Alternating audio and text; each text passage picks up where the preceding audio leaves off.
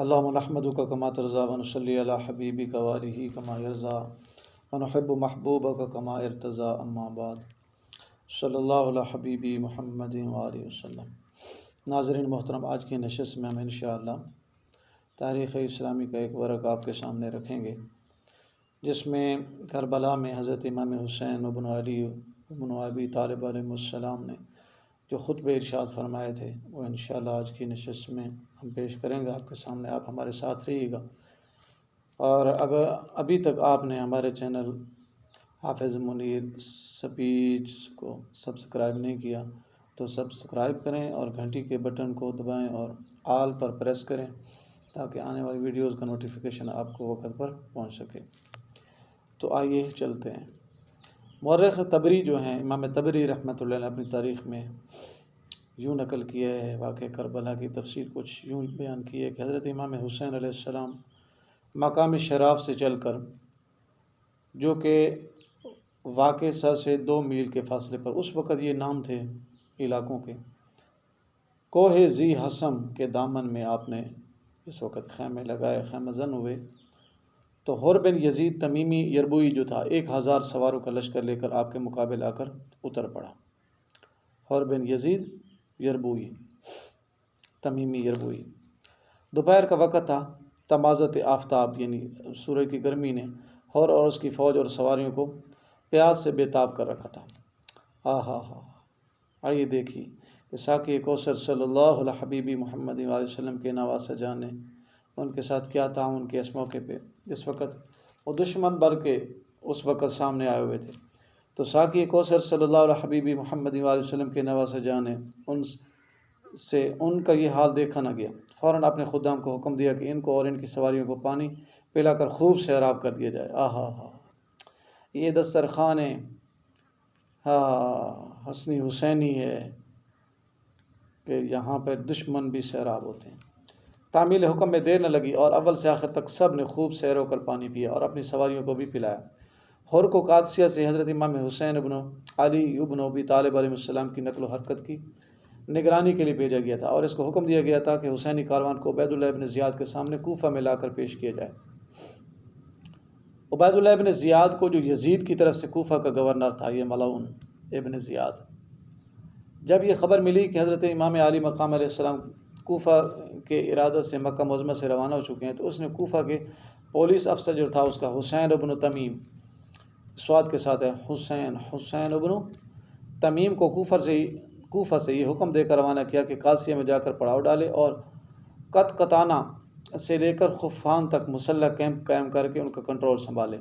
چنانچہ اس ہدایت کے مطابق اس نے اپنے سامنے حر کی کمان میں 1000 سوار دے کر ان کو حضرت امام حسین علیہ السلام کے مقابل بھیجا تھا۔ ظہر کا وقت ہوا تو حضرت امام علی مقام علیہ السلام نے حجاج بن مسروق جوفی رضی اللہ عنہ صحابی تھے، ان کو اذان کے لیے فرمایا۔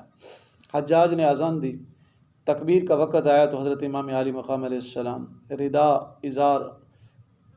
و ازار جو تھے زیب تن کیے، نالین پاک پہنے ہوئے تشریف لائے اور حق تعالیٰ کی حمد و ثنا کے بعد خطبہ ارشاد یوں فرمایا۔ پہلا خطبہ یہ ہے: ایھا الناس انہا معذورۃ الی اللہ عز وجل و الیکم انی لم آتکم حتی اتتنی کتبکم وقدمت علی رسلکم ان اقدم علینا۔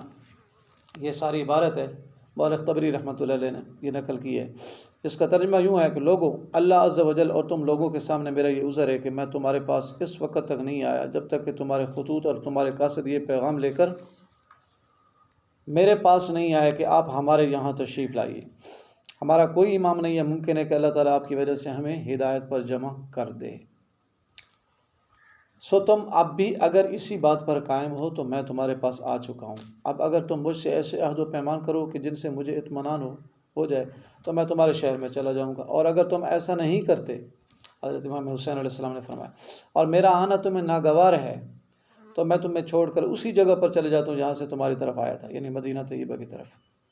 اس وقت تو آپ کی تقریر سن کر حر اور اس کے ساتھی خاموش رہے اور مؤذن سے کہنے لگے کہ اقامت کو، تکبیر کو۔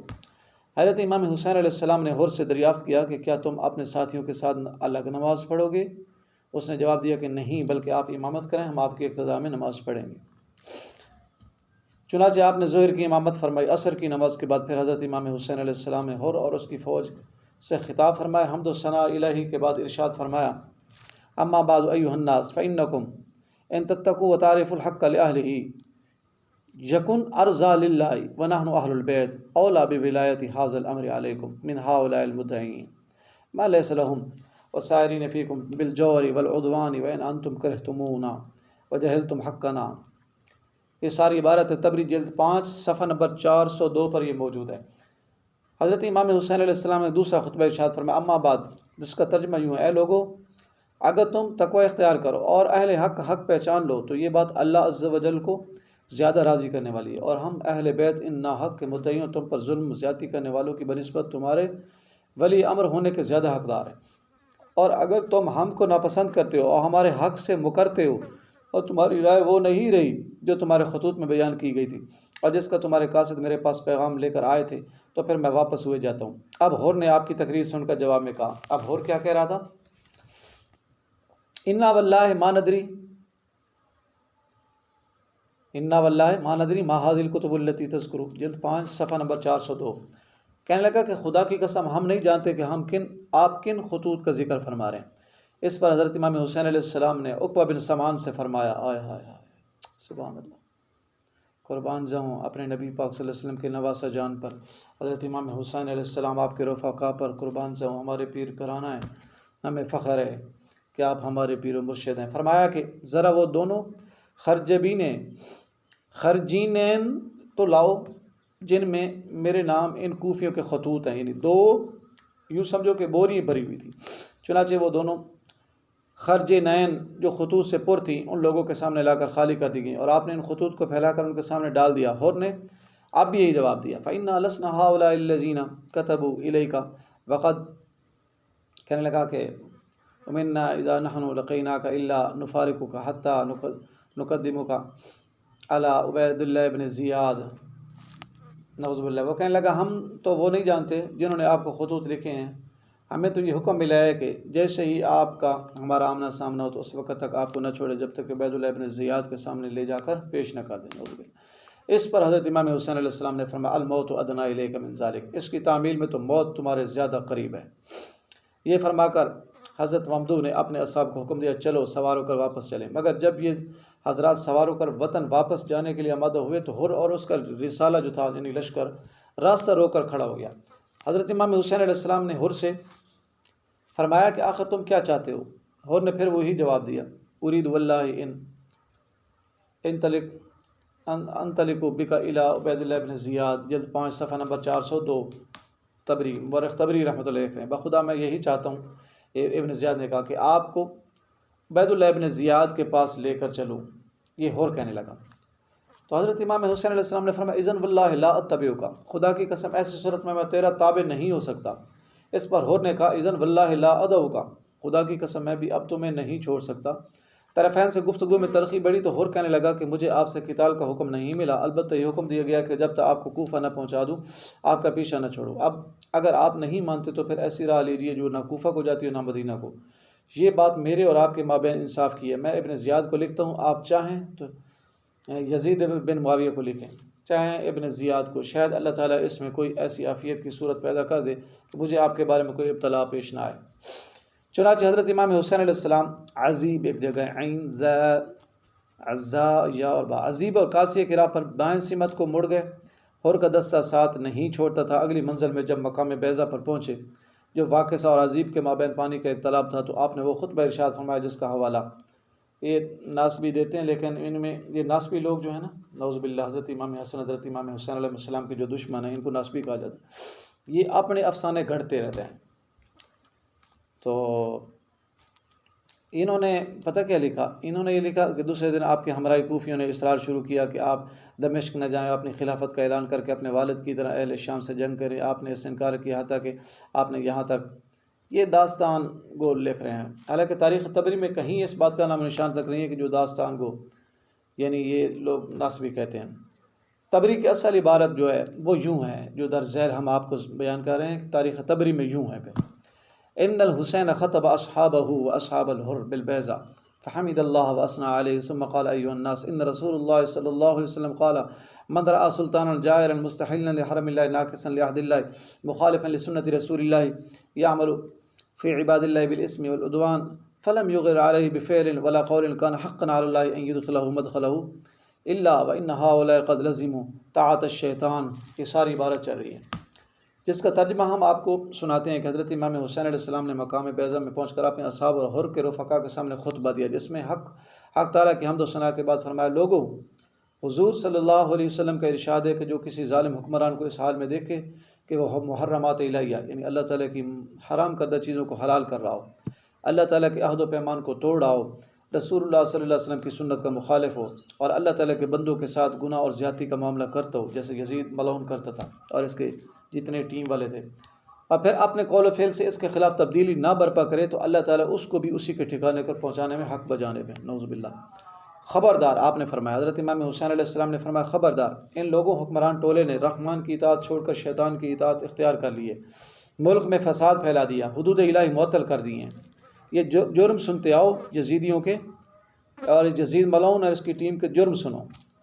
رحمان کی اطاعت چھوڑ کر شیطان کی اطاعت اختیار کر لی، ملک میں فساد پھیلا دیا، حدود الہی معطل کر دی، مال غنیمت اپنے لیے مخصوص کر لیا، اللہ تعالیٰ کے حرام کو حلال، حلال کو حرام کر دیا. چنانچہ اس صورت حال میں تبدیلی لانے کا میں سب سے زیادہ حق رکھتا ہوں. حضرت امام حسین علیہ السلام نے فرمایا، تمہارے خطوط میرے پاس آ چکے ہیں، تمہارے قاصد تمہاری اس امر پر بیعت کی خبر لے کر پہنچ چکے ہیں کہ تم مجھے بے یار و مددگار نہیں چھوڑو گے. پھر اگر تم اپنی بیعت کی تکمیل کرتے ہو تو اپنی بلائی کو پالو گے، کیونکہ میں حسین ابن علی ہوں. آپ نے فرمایا، رسول اللہ صلی اللہ علیہ وسلم کی دختر اطہر فاطمۃ الزہرا کا بیٹا ہوں. میری جان تمہاری جانوں کے ساتھ اور میرے اہل و عیال تمہارے اہل و عیال کے ساتھ ہیں. تمہارے لیے میں نمونہ ہوں، اور اگر تم ایسا نہیں کرتے اور اپنے عہد و پیمان کو توڑتے ہو اور میری بیعت کو اپنی گردنوں سے اتار پھینکتے ہو تو بجان من یہ تم سے کچھ بعید بھی نہیں ہے. تم نے میرے باپ، میرے بھائی اور میرے برادر عامزاد مسلم بن عقیل کے ساتھ بھی ایسا ہی کیا ہے. وہ فریب خوردہ شخص ہے جو تمہارے دھوکہ میں آئے، وہ فریب خوردہ ہے جو تمہارے دھوکہ میں آئے. تم نے اپنے فائدہ کو کھویا، اپنی قسمت کو خراب کیا. جو شخص بھی آہ توڑے گا اس کا زیاں خود اسی کو اٹھانا پڑے گا. اللہ تعالیٰ عنقریب مجھے تم سے بے نیاز کر دے گا. والسلام علیکم ورحمۃ اللہ وبرکاتہ. یہ ہے وہ تفصیل جو مورخ طبری رحمۃ اللہ نے 61 ہجری کے حوادث کو بیان کرتے ہوئے مقتل حسین کے ضمن میں بیان کی ہے، حضرت امام حسین علیہ السلام کی شہادت کے ضمن میں بیان کی ہے. اس میں اول سے آخر تک کہیں ان 60 کوفی حضرات کا جو حضرت امام حسین علیہ السلام کے ساتھ میدان کربلا میں شہید ہوئے کوئی ذکر نہیں ہے. بس مقام بیضہ پر حضرت امام حسین علیہ السلام حر کے لشکر کے سامنے جو تقریر فرمائے اس کا ذکر ہے. اس تقریر کے اندر حضرت امام حسین علیہ السلام حر اور اس کی فوج کے سواروں سے مخاطب ہیں، اور اپنے ان اصحاب سے نہیں جو مکہ معظمہ سے آپ کے ہم رکاب تھے. حر اور اس کی فوج پر حجت قائم کرنے کے بعد آپ اپنے قافلہ کے ساتھ اعظم مدینہ ہونا چاہتے ہیں. حر اور اس کا رسالہ صد راہ بن کر کھڑا ہو جاتا ہے، آپ کو مدینہ طیبہ کی طرف جانے نہیں دیتا، مگر داستان کو صاحب فرماتے ہیں کہ حضرت امام حسین علیہ السلام بجائے مدینہ طیبہ کے یزید کی بیعت کے لیے دمشق جا رہے تھے. یہ کہاں لکھا؟ نعوذ باللہ ثم نعوذ باللہ. یہ نسبی لوگ ایسا کہہ سکتے ہیں کہ بیعت کے لیے جا رہے تھے. آپ کیسے اس یزید ملعون کی بیعت کرتے؟ نعوذ باللہ. ایسی بات نہیں ہے. بات اتنی ثابت ہے جو ہم نے آپ کے سامنے رکھ دی ہے. اللہ تعالیٰ میرا آپ کا حامی و ناصر ہو. اللہ تعالیٰ مجھے آپ کو یزید ملعون اور ان کی ٹیموں کے جو ہے جراثیم سے محفوظ رکھے. ہم الحمدللہ کل بھی حسینی تھے، آج بھی حسینی ہیں، آئندہ بھی حسینی رہ گئے، اور ہمیں فخر ہے کہ ہم حسینی ہیں.